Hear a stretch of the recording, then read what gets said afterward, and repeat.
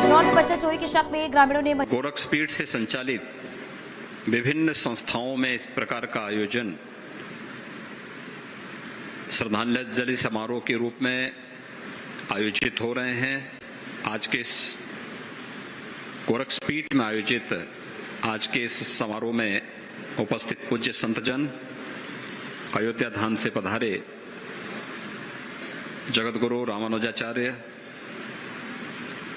पूज्य स्वामी श्रीधराचार्य जी महाराज, सुग्रीव किलाधीश, अयोध्या धाम से पधारे जगतगुरु रामानुजाचार्य स्वामी विश्वेश प्रपन्नाचार्य जी महाराज, काशी से पधारे पूज्य स्वामी रामकमल वेदांती जी महाराज, योगी महासभा के हमारे उपाध्यक्ष और शेखावटी बाबा अमृतनाथ आश्रम से पधारे, राजस्थान से पधारे श्री महंत नरहरि नाथ जी महाराज, योगी महासभा के महामंत्री हरिद्वार से पधारे श्री महंत चेताई नाथ जी महाराज, जूनागढ़ गुजरात से पधारे श्री महंत शेरनाथ जी महाराज, सांगल हरियाणा से पधारे श्री महंत शेरनाथ जी महाराज, कालकाजी मंदिर दिल्ली से पधारे श्री महंत सुरेंद्र नाथ जी महाराज, मंच पर उपस्थित हमारे सभी पूज्य संतजन, दुग्धेश्वरनाथ मंदिर गाजियाबाद से पधारे महंत नारायण गिरी जी महाराज, नेमी सारण्य स्वामी से पधारे स्वामी विद्या चैतन्य जी महाराज, कर्नाटक से पधारे योगी कमल चंद्रनाथ जी महाराज, योगी देवनाथ जी, महंत रामबिलन दास जी और अन्य सभी पूज्य संतों के साथ ही इस सभागार में उपस्थित हमारे यहाँ के लोकप्रिय जनप्रतिनिधिगण, यहाँ के लोकप्रिय सांसद भी हैं, यहाँ के विधायकगण हैं, अन्य सम्मानित जनप्रतिनिधिगण हैं, विद्वज्जन हैं, गोरखपीठ के भक्तगण हैं और महाराणा प्रताप शिक्षा परिषद से संबद्ध विभिन्न शिक्षण प्रशिक्षण संस्थाओं के सभी प्राचार्य आचार्यगण, महाराणा प्रताप शिक्षा परिषद के पदाधिकारी अध्यक्ष प्रोफेसर यूपी सिंह जी और सभी उपस्थित छात्र छात्राएं, महंत दिग्विजयनाथ जी महाराज की 53वीं पुण्यतिथि पर महाराणा प्रताप शिक्षा परिषद और गोरखपीठ की ओर से पूज्य संतों की ओर से उन्हें विनम्र श्रद्धांजलि यहां पर अर्पित की गई। विगत एक सप्ताह से एक कार्यक्रम यहां पर चल रहे हैं। प्रातःकालीन सत्र में देश और समाज से जुड़ी हुई ज्वलंत समस्याओं को लेकर के एक समसामयिक संगोष्ठी का आयोजन विगत एक सप्ताह से यहां पर निरंतर चल रही थी और अपराह्न में यहां पर ज्ञान यज्ञ के रूप में श्री राम कथा का आयोजन का श्रवण करने का आनंद यहां के श्रद्धालु जनों को भी प्राप्त हो रहा है। आज सायंकालीन सत्र में साप्ताहिक श्री राम कथा ज्ञान यज्ञ का विराम भी होगा। विभिन्न जिन समसामयिक विषयों को लेकर के, जिन बातों को लेकर के महंत दिग्विजयनाथ जी महाराज ने, महंत अवैधनाथ जी महाराज ने, गोरखपीठ के पूज्य संतों ने अपना पूरा जीवन जिया था, उनका अनुसरण करते हुए देश समाज और लोक कल्याण के उन प्रकल्पों को आगे बढ़ाते हुए कितना हम आगे बढ़े हैं, कितना हमने कुछ किया है, इन्हीं सब बातों का आकलन करने और अपने पूज्य आचार्यों के प्रति कृतज्ञता ज्ञापित करने के लिए श्रद्धांजलि साप्ताहिक समारोह का एक कार्यक्रम गोरक्षपीठ में प्रतिवर्ष आयोजित होता है। सनातन हिंदू धर्म इस बारे में हमें हमेशा एक नई प्रेरणा प्रदान करता है। हमारे यहां जब हनुमान जी लंका में जा रहे होते हैं तो उनसे मेनाक पर्वत के द्वारा जो प्रश्न पूछा जाता है वह सनातन धर्म की ही परिभाषा पूछी जाती है कि आखिर सनातन धर्म है क्या। और उस समय उन्होंने बहुत सहजता के साथ एक बात कही थी कि किसी के द्वारा अगर आपके लिए कोई आप पे कृपा की गई है तो उसके प्रति कृतज्ञता ज्ञापित करना ही कृते च प्रति कर्तव्यम ऐसा धर्म सनातन। यानी सनातन धर्म किसी के द्वारा आप पर की गई कोई कृपा और उस कृपा के लिए कृतज्ञता ज्ञापित करना, यह सनातन धर्म का पहला लक्षण।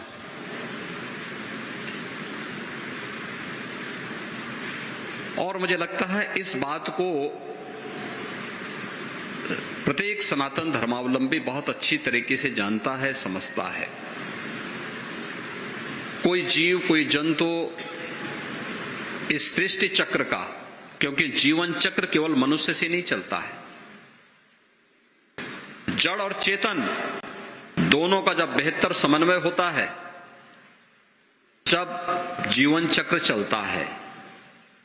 जीवन चक्र को भी चलाने के लिए यहां पर वनस्पतियां भी हैं, हर जीव जंतु भी है, इन सब के महत्व को भी सनातन धर्म ने स्वीकार किया है। हम पृथ्वी सूक्त में जब संपूर्ण चराचर ब्रह्मांड की शांति की कामना करते हैं तो यह भी हमारी कृतज्ञता ज्ञापित करने का एक माध्यम है।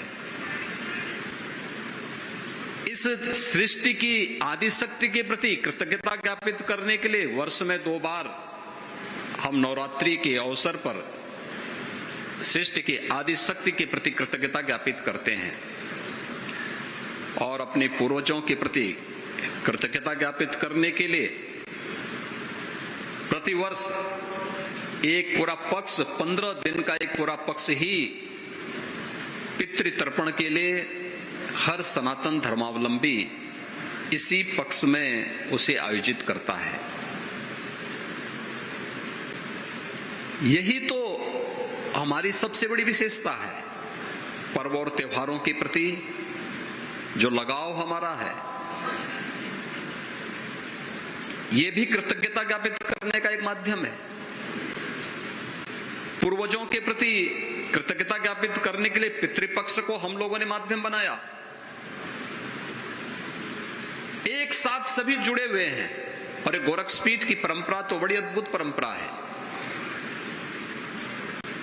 यहां पर इसी पितृपक्ष में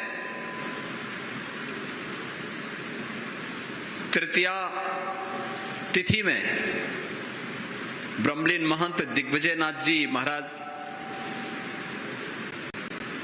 ब्रह्मलीन होते हैं और चतुर्थी तिथि में महंत वैद्यनाथ जी महाराज ने अपनी इस लोक की लीला को समारोह करते हुए वे भी ब्रह्मलीन हुए थे। एक दूसरे से सभी कुछ जुड़ा हुआ है, यानी श्राद्ध कर्म के साथ साथ पुण्य तिथि का आयोजन उनकी पुण्य स्मृति के साथ स्वतः ही जुड़ जाता है। और इस अवसर पर गोरक्षपीठ या उससे संबद्ध संस्थाएं श्रद्धांजलि देने का कार्यक्रम किस रूप में आयोजित करें, उन सभी मुद्दों, उन्हीं मूल्यों, उन्हीं आदर्शों को ध्यान में रख करके जिनके लिए उन्होंने जीवन जिया था, धर्म के लिए, समाज के लिए, राष्ट्र के लिए,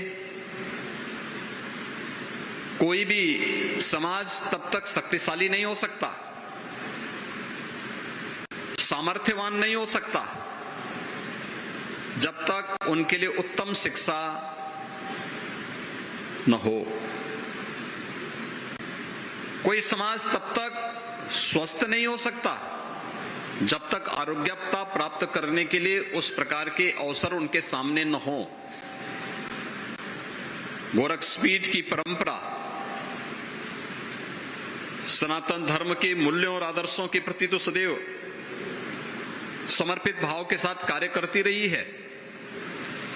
इसके साथ ही शिक्षा के क्षेत्र में, स्वास्थ्य के क्षेत्र में, सेवा के विभिन्न प्रकल्पों को साथ में लेकर के लोक कल्याण के इन कार्यक्रमों के साथ निरंतर जुड़ी रही है।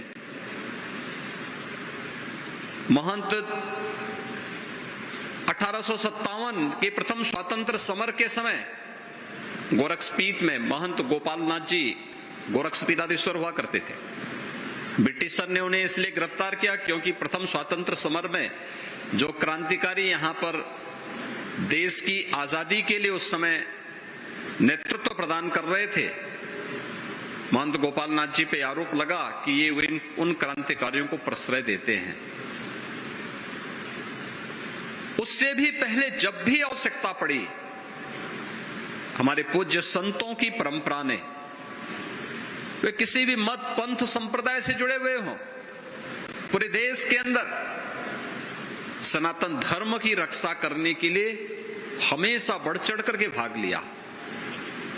देश के अंदर अखाड़ों की परंपरा इसी बात का प्रतिनिधित्व करती है।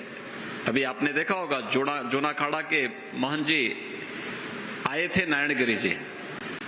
आज देश शांति काल में है तो वे खा पी करके खूब मोटे ताजे हो गए हैं, क्योंकि अब अखाड़ों में जाने की आवश्यकता नहीं है। लेकिन जब राष्ट्र और धर्म के सामने कोई समस्या पैदा होती थी तो यही लोग शस्त्र और शास्त्र दोनों का संधान करने के लिए यही परंपरा अपने आप को समर्पित करती थी, और यही भारत की परंपरा है। बेहतर समन्वय कैसे होना है, यह भारत की संतों की परंपरा सदैव प्रत्येक भारतवासी को इस बात की प्रेरणा देती रही है। आज से नहीं, हजारों वर्षों की विरासत है। नैमिषारण्य से स्वामी विद्या चैतन्य जी यहां आए हैं।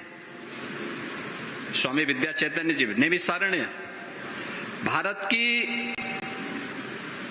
वैदिक परंपरा को पूरा लिपिबद्ध करने की जो धरती है वह है नैमिषारण्य। नैमिषारण्य में आज की पीढ़ी भूलती जा रही है, लेकिन इन परंपराओं को पुनर्स्थापित करना, ज्ञान की उस परंपरा के साथ जुड़ना, ये हम सबका सौभाग्य है, पूरे देशवासियों का सौभाग्य है कि जब कोरोना जैसी महामारी से देश को बचाने के बाद पूरी दुनिया कोरोना से त्रस्त थी, उस कालखंड में आपने देखा होगा कि कैसे भारत के अंदर एक राष्ट्रीय शिक्षा नीति प्रधानमंत्री मोदी जी ने घोषित की। राष्ट्रीय शिक्षा नीति क्या है? राष्ट्रीय शिक्षा नीति हमें सैद्धांतिक और व्यावहारिक ज्ञान के साथ साथ तकनीकी ज्ञान में सक्षम बनाने के लिए वर्तमान पीढ़ी को आगे बढ़ाने का एक बहुत अच्छा व्यावहारिक माध्यम बनने जा रही है। जो वास्तव में पहले गुरुकुल की परंपरा थी, उसका आधुनिक स्वरूप राष्ट्रीय शिक्षा नीति के रूप में आज देश के सामने आने जा रही है। और इस दिशा से हर शिक्षण संस्थाओं को इस दिशा में आगे बढ़ना। हम फेल क्यों हुए? बहुत सारे मामलों में क्यों हमारी ट्रेडिशनल जो चिकित्सा पद्धति है ये क्यों पिछड़ गई? आयुर्वेद क्यों पिछड़ गया? आयुर्वेद की ताकत को कोरोना कालखंड में पूरी दुनिया ने स्वीकारा, आयुष की ताकत को सबने स्वीकारा। 21 जून की तिथि विश्व योग दिवस के रूप में प्रधानमंत्री मोदी जी के कारण वैश्विक मंच पर मान्यता प्राप्त होती है। आज देखते ही देखते दुनिया के 250 देश योग के साथ जुड़ते हुए दिखाई देते हैं। यह है भारत का गौरव। कुंभ कुंभ हजारों वर्षों से होता था। लोग कुंभ का मतलब मानते थे भगदड़, अव्यवस्था, अराजकता, अव्यवस्था, गंदगी। लेकिन 2019 में कुंभ ने एक नया मानक तय किया। स्वच्छता, सुव्यवस्था और सुरक्षा का जो एक नया मानक गढ़ा, उसने दुनिया के सामने कुंभ की एक नई तस्वीर प्रस्तुत की और वैश्विक मंच पर भारत के कुंभ की परंपरा को मानवता की अमूर्त सांस्कृतिक धरोहर के रूप में उसको मान्यता प्राप्त होती है। ऐसे ही उन कार्यक्रमों को हम कैसे आगे बढ़ा सकते हैं? हमारी कमी क्या? हमारी कमी है, हम अपने आसपास घटित होने वाली घटना का मूल्यांकन करने का प्रयास नहीं करते।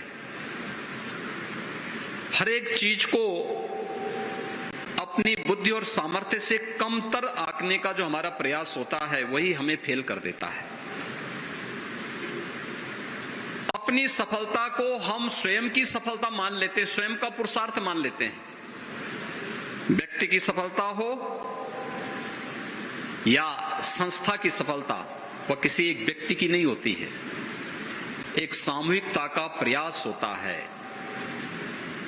एक भवन तब बनता है केवल इंजीनियर के द्वारा नक्शा देने से, आर्किटेक्ट के द्वारा उस प्रकार की वास्तु देने से इमारत नहीं बन सकती, या मटेरियल इकट्ठा कर देने से भी इमारत नहीं बन सकती, या केवल राजमिस्त्री आप खड़ा कर देंगे तब भी इमारत नहीं बन सकती है। इन सब का जब सामूहिक प्रयास होगा, सब मिलेंगे, तब भव्य इमारत खड़ी होती है। और वो भव्य इमारत ही सफलता कि जिस कहानी को कहता है, भले इस श्रेय कोई एक व्यक्ति ले ले, लेकिन उस श्रेय के पीछे पूरी टीम होती है, एक एक व्यक्ति का योगदान होता है। भवन का निर्माण होने पर पानी डालने वाला भी उसका उतना ही हिस्सेदार होता है, क्योंकि सेतु बंध के निर्माण में गिलहरी का भी उतना ही महत्व था जितना बड़े बड़े बंदर और भालुओं का था, जिन्होंने सेतु बंध के लिए बड़ी बड़ी शिलाएं ला करके वहां पर सेतु बंध के निर्माण में अपना योगदान दिया था। ऐसे ही हम लोग हमेशा उसको नजरअंदाज करने का प्रयास करते हैं, और हम क्या करते हैं, डाटा कलेक्शन नहीं कर पाते। ये हमारी एक सबसे बड़ी बुराई है, हमारे पास कोई डाटा कलेक्शन नहीं होता। ये डाटा कलेक्शन हर एक स्तर पर हो सकता है, विद्यार्थियों के स्तर पर हो सकता है, समय के स्तर पर हो सकता है, पाठ्यक्रम के स्तर पर हो सकता है, या किसी भी अन्य स्तर पर हो सकता है। हर एक कार्य का अपना महत्व होता है, और संस्थाओं को इस बारे में उस चिंतन को आगे बढ़ाने की आवश्यकता है, उस दिशा में नए प्रयास को आगे बढ़ाने की आवश्यकता है। राष्ट्रीय शिक्षा नीति उस व्यवहारिक स्वरूप के साथ आपको जोड़ने का प्रयास कर रही है। आज के इस अवसर पर जब हम लोग ब्रह्मलीन महंत दिग्विजय नाथ जी की 53वीं पुण्यतिथि के अवसर पर उन्हें स्मरण कर रहे हैं, आप सोचिए 53 वर्ष पहले उनका शरीर शांत हुआ था, लेकिन गोरक्षपीठ ने कोई वर्ष ऐसा नहीं जब ब्रह्मलीन महंत दिग्विजय नाथ जी के प्रति कृतज्ञता ज्ञापित करने के लिए इस प्रकार के साप्ताहिक समारोह के आयोजन न हुए हैं।